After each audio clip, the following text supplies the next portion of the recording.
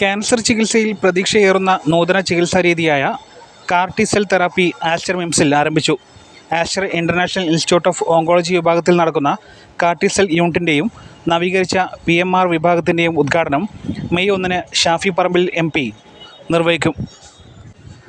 പരമ്പരാഗത കീമോതെറാപ്പി അല്ലെങ്കിൽ radiation therapy ചികിത്സയിൽ നിന്ന് വ്യത്യസ്തമായി കാർ-ടി സെൽ തെറാപ്പി ഒറ്റത്തവണ ചികിത്സയാണെന്ന് മാത്രമല്ല, മറ്റു ക്യാൻസർ ചികിത്സകളെ അപേക്ഷിച്ച് പാർശ്വഫലങ്ങൾ കുറവായിരിക്കുമെന്നും ആശുപത്രിയിലെ പ്രമുഖ ഫിസിഷ്യൻ ഡോക്ടർ സുദീപ് V പറഞ്ഞു.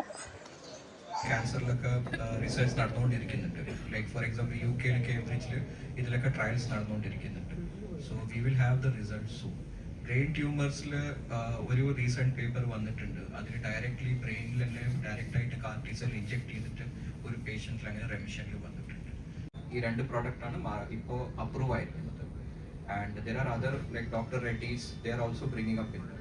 So the cost will be around even a range.